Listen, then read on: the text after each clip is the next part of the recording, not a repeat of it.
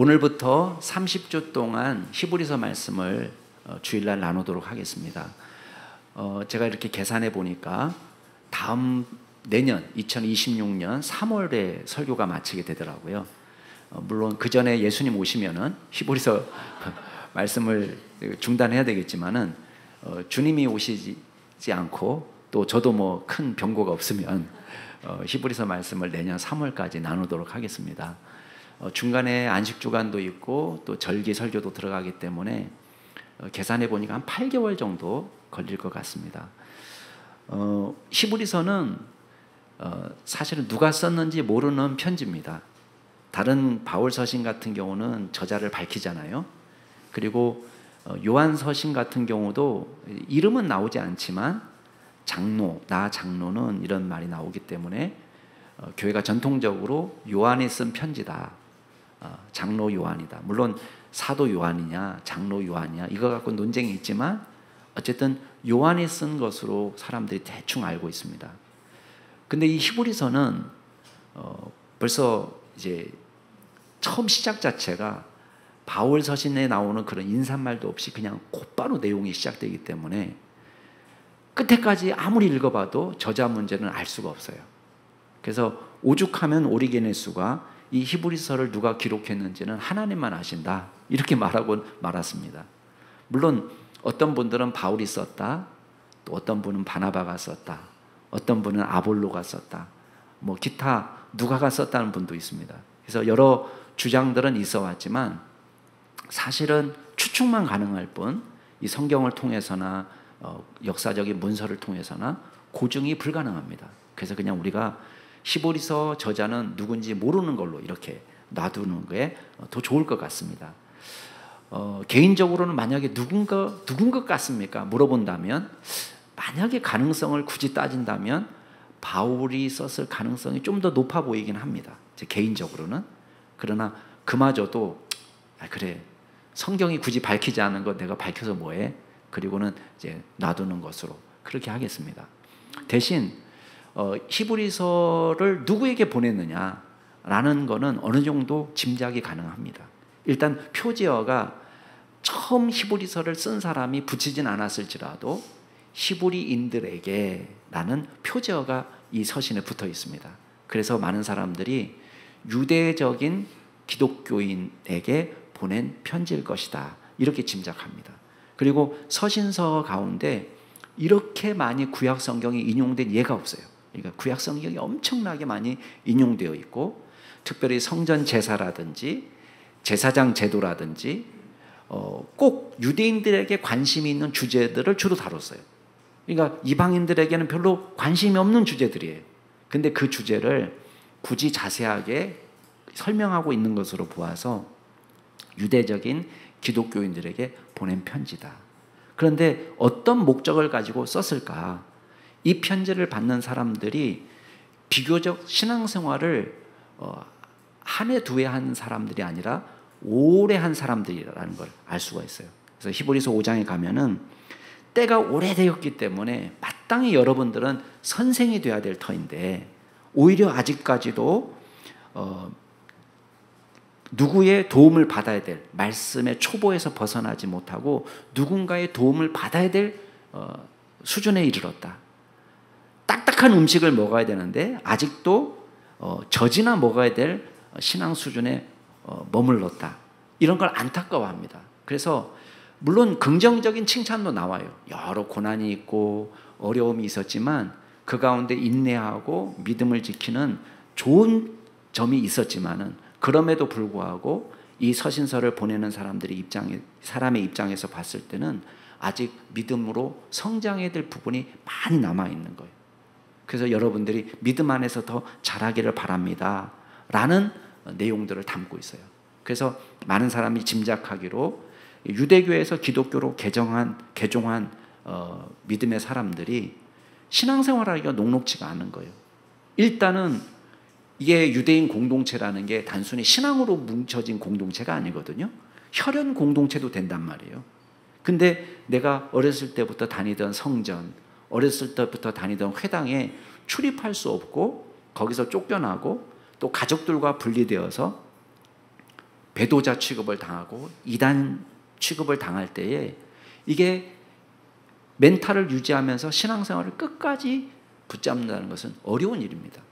그러니까 개 중에는 이탈자도 생기는 거예요. 마음이 약해져서 내가 다시 돌아가야 되나? 그런 사람들도 생기는 거예요. 그런 거를 안타깝게 여기면서 이 서신을 보내고 있습니다. 그러면 이 서신이 오늘 우리에게는 어떤 의미가 있냐?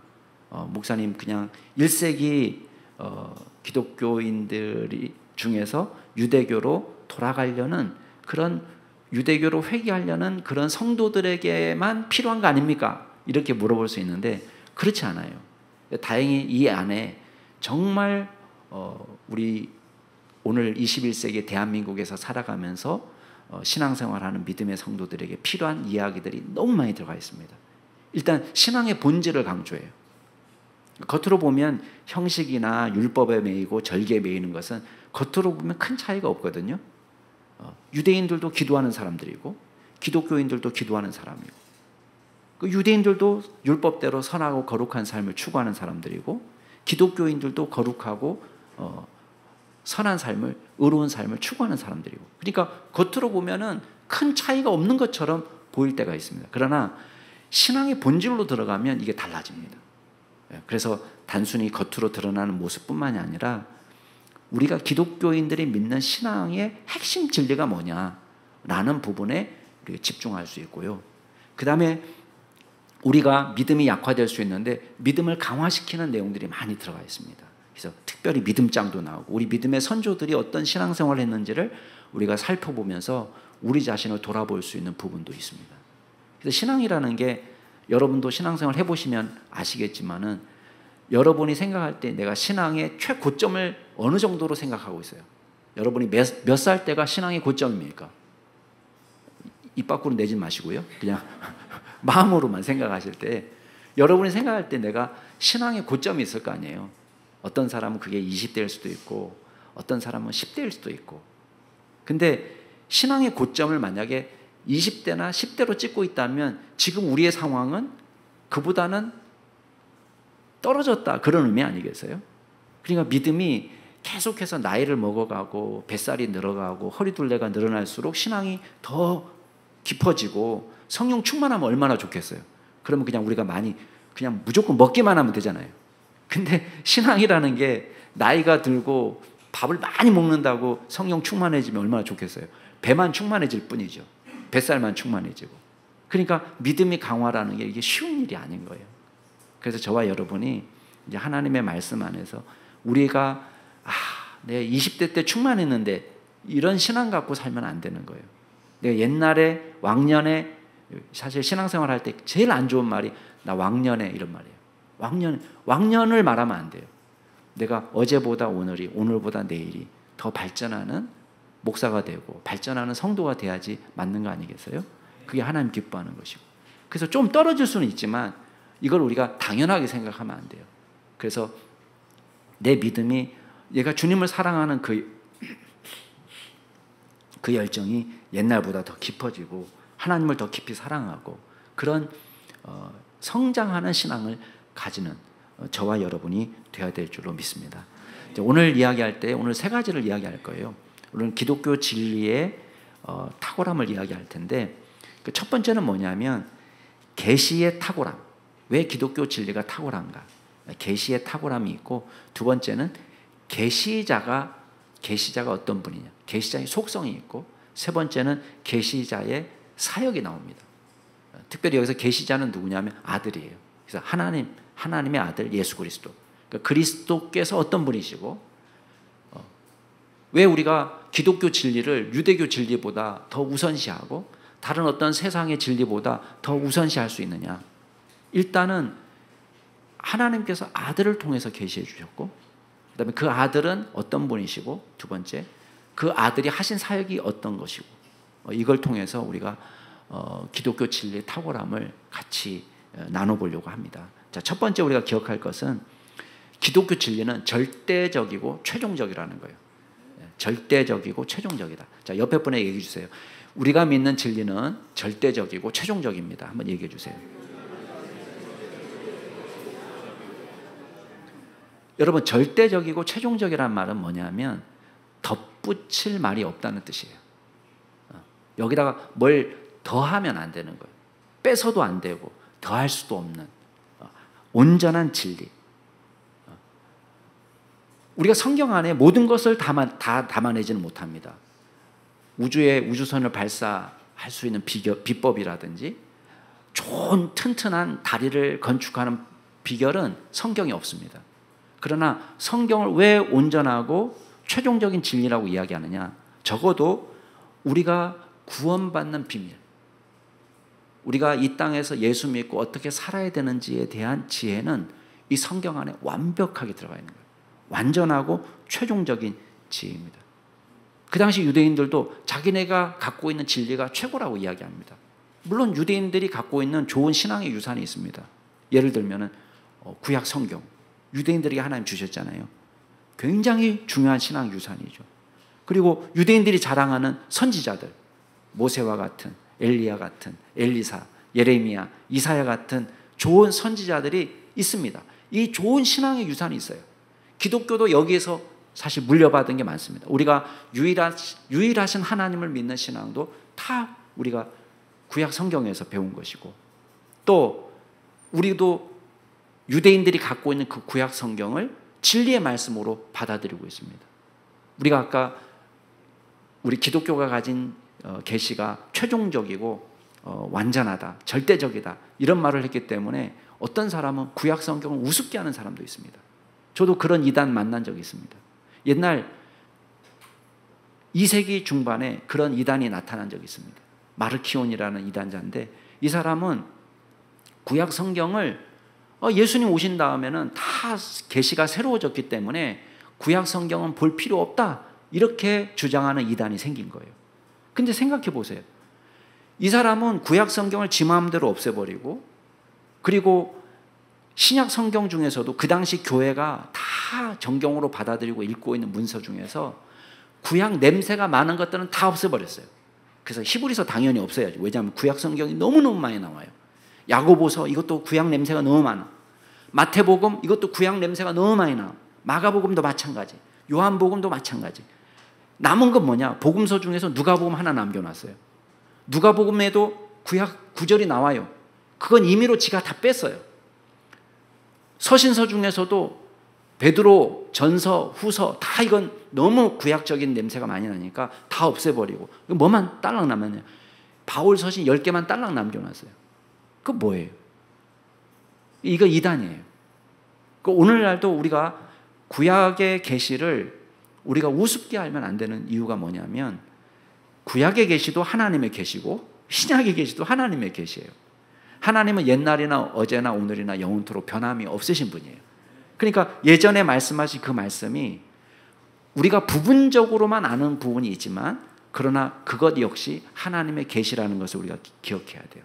자, 그럼에도 불구하고 왜 기독교 진리를 최종적이고 유대교가 아니라 우리가 믿는 하나님이 최종적이고 또 절대적인 진리를 우리에게 주셨는가? 이렇게 말씀하는 이유가 과연 어디에 있냔 말이에요. 그 이유가 바로 여기에 있습니다. 마지막 때는 아들을 통해서 말씀하신 거예요. 자, 옛날에는 어땠느냐? 옛날에는 1절만 한번 읽어보겠습니다. 1절만 시작. 옛적에 선지자를 통하여 여러 부분과 여러 모양으로 우리 조상들에게 말씀하신 하나님이, 자, 예전에 구약 성경을 통해서 주신 하나님은 어떤 계시를 주셨냐면 여러 부분, 여러 모양으로 선지자들을 통해서 계시하셨다. 자, 여기서 여러 부분이라는 건 뭐냐면 부분적이고 파편적인 진리를 우리에게 보여주는 거예요. 통째로 다 처음부터 완벽하게가 아니라 구약 성경에 나와 있는 진리는 진리인데 파편적이에요. 우리가 알아들을 수 있는 만큼만 가르쳐 줬어요. 선지자들을 통해서. 이게 구약 성경이 갖고 있는 한계입니다. 구약 성경의 진리가 잘못됐다 뜻이 아닙니다. 잘못된 것이 아니라 부분적으로 우리가 알아들을 만큼만. 자, 예를 들면 예수님에 대해서도 제일 먼저 예수님에 대한 예언이 어디 나옵니까? 창세기에 나와요. 창세기 3장에서 예수님에 대한 예언이 나올 때에 앞으로 여자의 후손이 뱀의 후손 싸우는 일이 일어나는데 뱀의 후손은 여자의 후손의 발 뒤꿈치를 상하게 할 것이지만 여자의 후손은 뱀의 머리를 상하게 한다라는 계시의 말씀을 주셨어요. 근데 처음에 이 말씀을 받을 때 사람들은 예수님이 어떤 분이신지에 대해서 이것만 갖고는 불완전해요. 부분적이에요. 처음부터 예수님은 동정녀 마리아의 몸에서 태어나셔서 베들레헴에서 출생하시고 갈릴리에서 자라시고 십자가에 달려 돌아가시고 부활하셔서 승천하셔서 이 이야기를 처음부터 하시느냐? 처음부터 안 해요. 근데 어렴풋해요. 희미하게. 창세기는 전통적으로 우리가 알고 있는 말씀으로, 물론 학자들 간의 의견은 다양하지만 전통적으로 주전 1450년대 그 어간의 문서라고 본단 말이에요. 그러면 예수님이 오시기 1500년 전에 예언할 때에 예수님에 대해서 여자의 후손으로 오신다. 그럼 그 당시 사람들은 남자의 권위가, 죄송합니다, 그 당시 사람들한테 남성의 권위가 여성의 권위보다 훨씬 더 위에 있기 때문에 그냥 굳이 예언한다면 뭐라고 예언하면 좋겠어요? 아담의 후손에서 난 사람이, 아담의 후손이 뱀의 후손의 머리를 상하게 할 거다. 남자의 후손이 뱀의 후손의 머리를 상하게 한다. 이렇게 하면 좋잖아요. 근데 여자의 후손이라고만 되어 있어요. 왜지? 왜 여자의 후손이지? 근데 나중에 우리가 다 일이 지나고 난 다음에는 더 또렷하게 알게 됐어요. 아, 이 동정녀 마리아의 몸을 통해서 나오는구나. 자, 예수님이 오시기 전 700년 전에 이사야가 처녀가 잉태하여 아들을 낳으리니 그랬어요. 이거는 예수님이 오시기 700년 전 문서예요. 근데 700년 전에는 처녀가 잉태하여 아들을 낳으리니 그 말이 무슨 말인지를 잘 몰랐어요. 미가서가, 야, 너 작은 베들레헴아, 너는 더 이상 작은 고을이 아니다. 왜? 거기서 메시아가 나오니까. 베들레헴은 조그만 시골 마을인데 그게 예수님 오시기 700년 전에 예언되어 있는 말씀이에요. 이 말을 들을 때 사람들이 이해가 되겠습니까? 갈릴리 땅, 스불론 땅이 거기에 빛이 비친다. 아니, 거기는 그 당시 사람들한테는 이방인에게 섞인 땅이기 때문에 오히려 피가 섞이고 신앙이 별로 없는 사람들이 모여있는 곳이라고 알고 있는 그 땅에 빛이 비친다? 이방에 빛이 비친다? 이게 도대체 무슨 말이냐? 예수님이 오시기 700년 전에 그 이야기를 할 때는 아무도 몰랐단 말이에요. 그러나 처음부터 이게 아니라 나중에 점점 또렷해지는 거예요, 계시가. 부분적인 계시, 구약에 있는 계시는. 그 다음에 또 한 가지, 이런 부분적인 계시가 일어날 수밖에 없는 이유가 어디 있느냐? 우리의 한계 때문이에요. 잘 몰라요. 깨닫지 못하기 때문에. 선지자도 온전하지 못해요. 그래서 오죽하면은 다니엘이 자기가 예언해놓고 뭐라고 고백하냐면 내가 듣고도 깨닫지 못한지라 이랬어요. 다니엘서 12장 3절에 보면. 그 자기가 환상을 보고 하나님의 말씀을 들었지만 이거를 자기가 잘 알지 못하고 그냥 기록해 놓은 경우도 많았어요. 베드로전서 1장에 보면은 베드로가 이런 말씀합니다. 구원에 대해서 우리에게 임할 은혜에 대해서 기록한 선지자들이 많은 것들을 기록해냈는데 이 선지자들이 한 일이 뭐냐면 예언하던 선지자들이 연구하고 부지런히 살펴보았다. 1장 11절에 보면 깊이 상고했다. 자, 상고했다는 말은 자세히 살펴보다 그런 뜻입니다. 쉽게 말하면 이 사람들이 예언을 하지만 그 예언의 의미를 자기가 잘 알지 못하기 때문에 자기도 깊이 연구하고 조사하고 살펴보는 그 과정을 거쳤다는 거예요. 그러면서도 완벽하게 100% 다 이해를 못했습니다. 요한복음에 보면은 아브라함이 예수님의 오실 때를 보고 하나님을 찬양했다고 나와 있지만 예수님께서 어디에 태어나실 분인지, 누구의 몸으로 나실 분인지, 예수님께서 어떠한 죽음을 맞이하시고 어떻게 부활하시는지에 대한 아이디어는 아브라함에게 없는 거예요. 그러나 희미하게 그 약속을 받고는 주님을 찬양했다라고 되어 있습니다.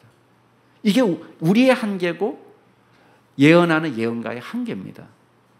또한 다양하게 여기 1절에 보면 선지자들을 통하여 여러 부분과 여러 모양으로, 여러 꿈으로, 계시로, 환상으로, 음성으로 선지자들을 통해서, 사람들을 통해서 하나님의 계시는 맞긴 맞지만 문제는 뭐냐? 꿈이나 환상이나 이 모든 것들은 보는 사람이 주관적으로 해석할 가능성이 많습니다. 그러니까 여러분도 생각해 보세요. 요한이 환상을 보지만, 죄송합니다, 요셉이 꿈을 꾸지만 그 꿈의 의미를 100% 아느냐? 모르는 거예요. 이거 도대체 무슨 의미냐? 자기도 모르는 꿈을 꾸는 거예요. 기록은 하지만. 근데 달라졌어요. 뭐가 달라졌냐? 마지막 날에는 아들을 통해서 계시해 주신 거예요. 자, 2절 말씀 같이 한번 읽어보겠습니다. 시작. 이 모든 날 마지막에는 아들을 통하여 우리에게 말씀하셨으니 이 아들을 만유의 상속자로 세우시고 또 그로 말미암아 모든 세계를 지으셨느니라. 이 아들을 통해서 말씀하셨다는 건 뭐예요? 아들은 아버지의 마음을 100% 완벽하게 아는 거예요. 인간의 한계를 지니신 분이 아니기 때문에 들은 말씀을 연구하고 조사하고 깨달기 위해서 노력할 필요가 없으신 분이에요. 하나님의 말씀에 대한 오해도 없습니다.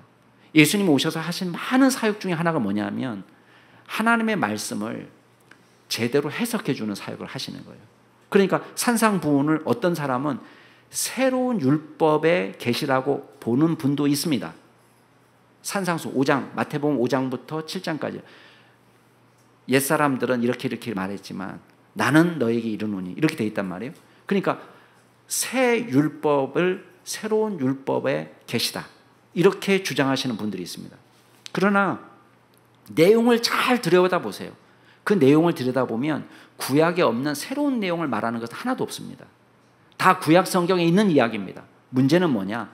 그걸 이제까지 잘못 이해하고 살았던 우리가 문제인 거예요. 그러니까 새 율법을 계시해 주신 것이 아니라 율법에 대한 새로운 해석, 정확한 해석을 우리에게 주신 거란 말이에요.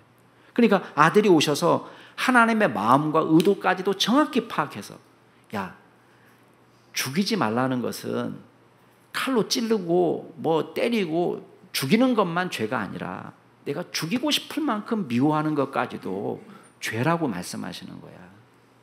내가 꼭 잠자리를 해야만이 간음이 아니라 네 마음 가운데 저 사람 어떻게 내가 좀 사귀어보면 안 되나? 라고 마음먹은 것까지도 이거는 벌써 이미 선만 넘어가지 않은 것뿐이지 이건 갈 때까지 간 거야 라고 말씀하시는 거예요. 그러니까 이거를 예수님이 새롭게 해석을 해주시는 거예요. 새롭게 해석. 없는 말이냐? 구약에 다 있는 말이에요. 예수님이 이 땅에 오셔서 완전하고 최종적인 계시를 우리에게 주신 줄로 믿으시기 바랍니다. 달과 별들만 봐도 하늘이 아름답습니다. 그러나 진짜 태양이 떠올라서 환한 세상이 되면요, 밤에 우리가 느끼지 못했던 아름다움을 느끼는 거예요.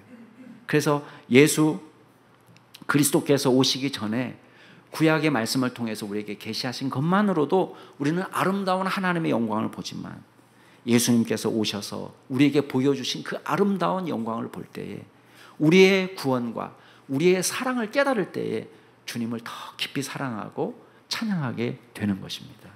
만약에 여러분에게 누군가가 와서 내가 지난 2000년 기독교 역사 속에서 발견하지 못한 새로운 진리를 발견했다 라고 말한다면은, 만약에 안 목사가 어느 날 갑자기 여러분 제가 2000년 기독교 역사 속에서 전혀 깨닫지 못했던 어떤 말씀을 깨달았습니다 말한다면은 신속히 이 교회를 떠나시기 바랍니다. 이단이 된 거예요. 이단이 된 거예요. 미친놈이 된 거예요. 그러면 안 되는 거예요.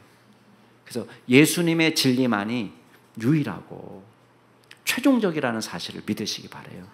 어떤 구원의 방법도 새로 플러스 되는 건 없어요. 지난 2000년 동안에 발견되지 못한, 우리 여기 안에 들어와야만이 구원받는다. 100% 이단입니다. 99.99도 아니에요. 그냥 100% 이단이라고 생각하면 돼요. 만약에 어떤 사람이 설교하면서 이건 어디 가서 딴 데 가서 들을 수 없는 말이고 꼭 여기서만 들을 수 있는 말이고 우리 교회만 와야 된다고 말한다면 그럼 100%라고 보시면 됩니다. 100%. 만약에 안 목사가 그런 얘기를 하기 시작한다면 미쳤구나 이렇게 생각하시면 돼요. 돌았구만. 돌았구나.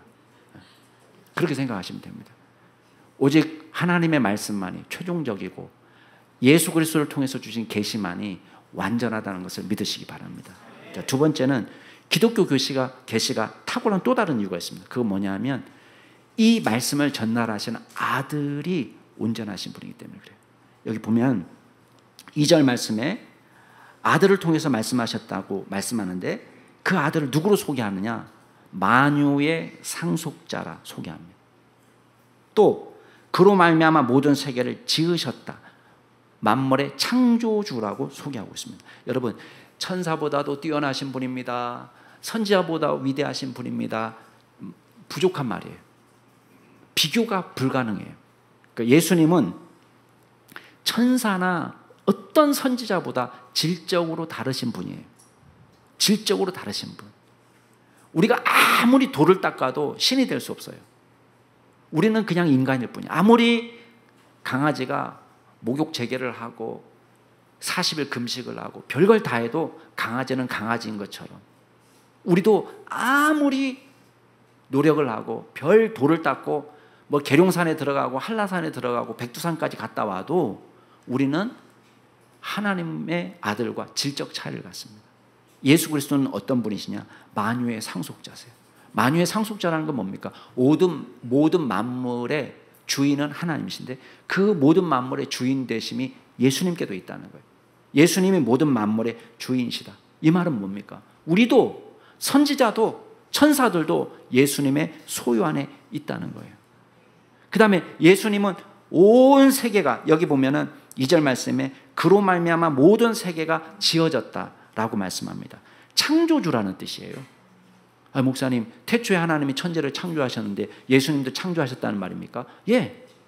골로새서 2장에 보면 뭐라고 되어 있습니까? 만물이 그에게서 창조되되 그리스도에게서 창조되되 하늘과 땅에 보이는 것들 보이지 않는 것들 왕권들 주권들 통치자들 권세자들이 다 만물이 다 그로 말미암고 그를 위해서 창조되었다. 여러분 요한복음 1장 3절은 뭐라고 얘기합니까? 만물이 그로 말미암아 지은 바 되었으니 여기서 그는 예수님이에요. 그리스도로 말미암아서 지은 바 되었으니 지은 것 중에 하나라도 그분 없이 된 것이 없다라고 되어 있습니다. 주님은 창조한다. 프랑스의 철학자 샤르트르는 그런 얘기했습니다. 존재는 본질보다 앞선다. 이런 말 했어요. 무슨 말이냐면 존재라는 것이 먼저 있었고 그 다음에 본질이다. 그러니까 쉽게 말하면 이런 거예요. 우리가 먼저 존재하고 난 다음에 삶의 의미도 찾고 내 지으신 목적도 찾는 것이지 내가 왜 살아야 되지? 무엇을 위해 살아야 되지? 내가 무엇을 계획해야 되지? 이걸 나중에 결정한다는 거예요. 성경은 뭐라고 말합니까? 아니에요. 본질이 먼저라는 거예요. 하나님의 구원 계획이 먼저고 하나님이 우리에 대한 목적이 있고 하나님이 우리에 대한 계획을 갖고 계시고 그리고 나서 하나님께서 이 땅에 우리를 보내셨는데 이 샤르트르는 하는 말이 아니야. 존재가 먼저야. 이렇게 말하는 거예요. 생각해 보세요. 존재가 먼저면 우리는 그냥 우연히 엄마 아빠가 그냥 우연한 산물로 그냥 서로 사랑해가지고 우리는 이 땅에 던져진 존재인데 내가 태어나고 싶지도 않았는데 그냥 던져진 존재니까 그냥 살아야 되는데 그리고 나서 내 삶의 목적을 발견한다. 그렇게 말하면요. 뭐밖에 남지 않는 줄 아세요? 둘 중에 하나밖에 남지 않아요. 그걸 온전히 믿는다면은 에이씨 어차피 우연히 떨어진 인생 내 마음대로 살지 뭐 이렇게 된다든지 아니면 나 같은 인간이 왜 태어났을까? 그러면서 허무주의로 빠지는 거예요. 근데 성경은 우리에게 그렇게 말하지 않습니다. 저와 여러분을 향한 하나님의 계획이 먼저 있었고 그리고 저와 여러분을 이 땅에 내신 거예요. 그러니까 다 모든 사람 어떤 사람도 하나님의 계획 가운데 있기 때문에 귀하지 않은 사람이 없는 거예요. 다 귀하고 다 존중받아 마땅하고 다 사랑받아 마땅하고 왜? 하나님의 형상대로 우리를 이 땅에 지으시고 내신 거란 말이에요. 그러니까 얼마나 귀한 존재예요. 여러분 가운데 어떤 인간도 찌질한 사람은 없는 거예요. 왜?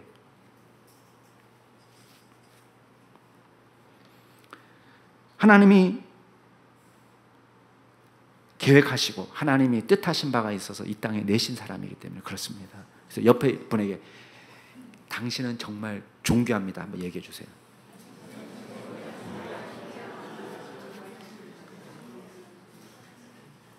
아니 목사님 어떻게 아세요? 그거 어떻게 확신할 수 있어요? 물론 첫 번째는 성경이 있으니까. 그러나 성경을 나는 못 믿겠는데요 하시는 분들은 생각해 보세요.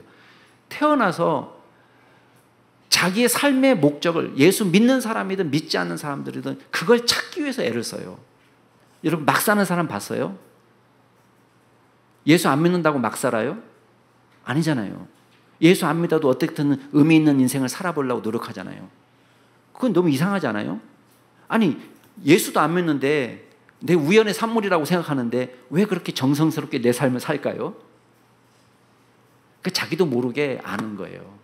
예수 믿든 믿지 않든 하나님께서 인간을 고귀하게 여기시고 우리를 존귀하게 이 땅에 내셨다는 것을 자기도 아는 거예요. 그러니까 모든 사람이 내 삶의 의미를 찾으려고 노력하고요. 그 일을 위해서 애쓰고 수고하고 어떻게든 잘 살아보려고 애를 쓰는 거예요. 여러분 그 이상하지 않아요? 어떻게 믿지 않는데 그런 삶을 살아요? 딱 그게 우리 가운데 고유하게 하나님이 넣어주신 거예요. 그러니까 아무리 하나님 없다라고 얘기하는 무신론자들도요 막 살지 않아요. 그래도 그렇게 살면 안 되지 막 욕도 해요. 근데 그렇게 살지 말라는 이유가 뭐야? 물어보면 답은 못해요.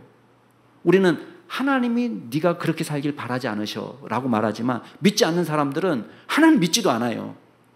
그러면 뭐가 선이에요? 누가 선을 정하는 거예요?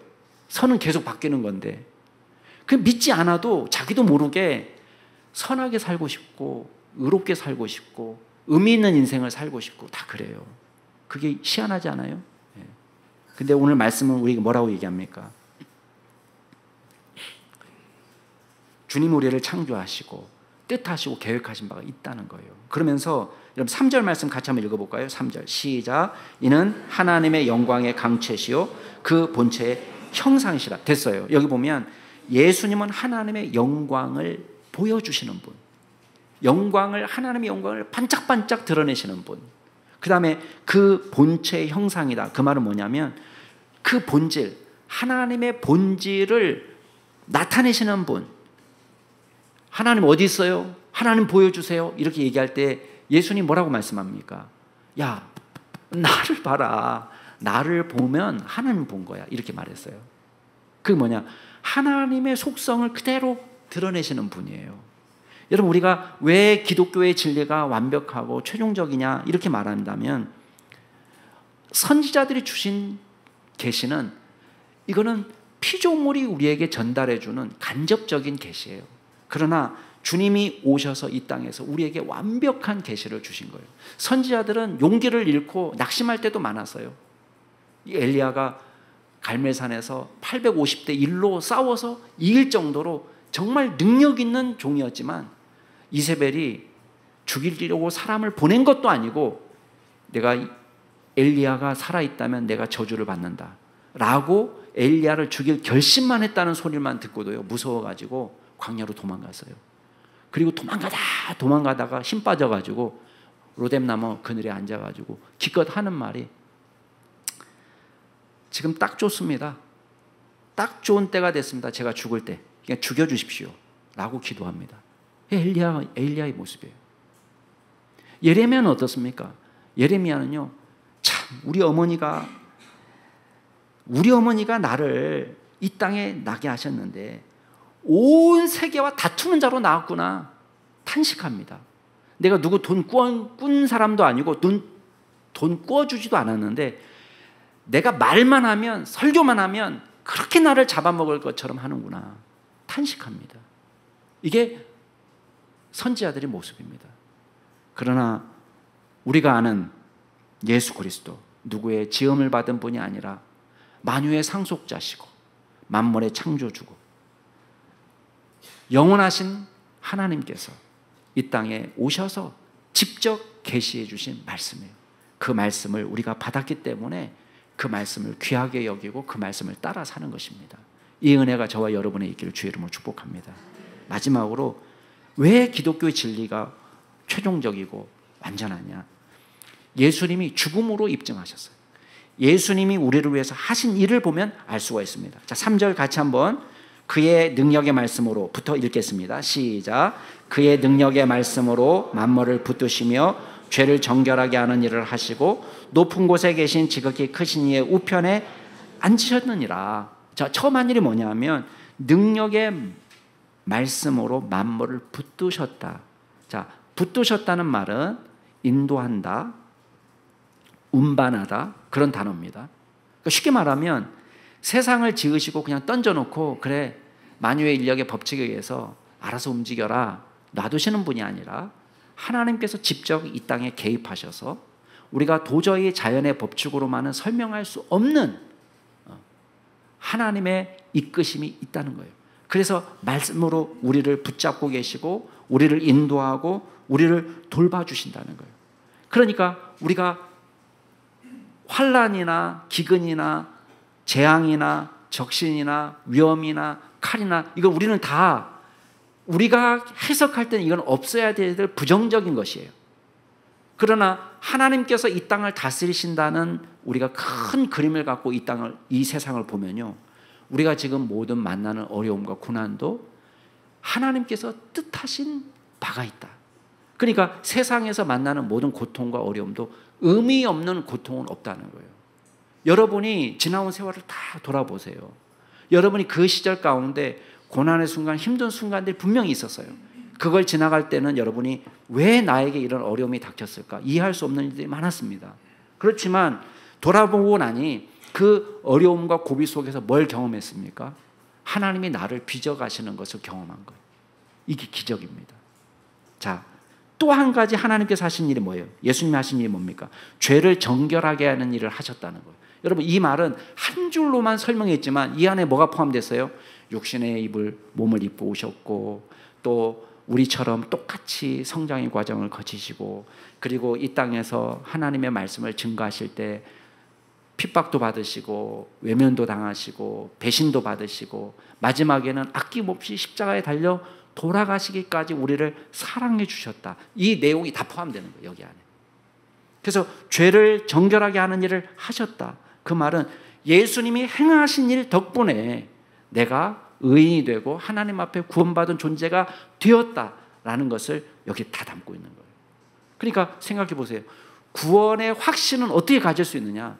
우리의 탁월함에 있는 것이 아니라 예수님이 하신 일에 달려 있는 것입니다. 그러니까 의심하지 않아도 되는 거예요. 뿐만 아니라 4절 말씀 3절 끝에 보면 뭐라고 되어 있냐면 높은 곳에 계신 지극히 크신 이의 우편에 앉으셨다. 자, 이 말은 또 뭐가 포함된 거예요? 십자가에 달려 돌아가신 이후에 사흘 만에 부활하시고 40일 동안 제자들에게 아낌없이 말씀을 가르쳐 주시고 그리고 승천하셔서 하나님의 보좌 우편에 앉아 계셔서 오늘도 우리의 삶을 다스리고 통치하고 계신다. 이 말이 여기 다 포함된 거예요. 하나님의 우편이라는 것은 열등한 자리를 말하는 게 아니라 나란히 보좌에 앉아 계시다는 것을 의미합니다. 이 예수님이 어떤 분이냐? 4절 말씀 같이 한번 읽겠습니다. 시작. 그가 천사보다 훨씬 뛰어남은 그들보다 더욱 아름다운 이름을 기업으로 얻으셨다. 천사하고는 비교될 수 없는, 유대인들은 자꾸만 천사를 자랑하고 이제 다음 주에도 이야기하겠지만 예수님을 기껏 생각한다는 것이 피조물 중에 으뜸 아무리 좋게 이야기해도 그렇게밖에 생각하지 않던 사람들에게 지금 도전하는 거예요. 아니야. 천사보다 훨씬 뛰어난 이름을 가지셨는데 빌립보서의 표현대로 하면은 주와 그리스도로 삼으셨다는 거예요.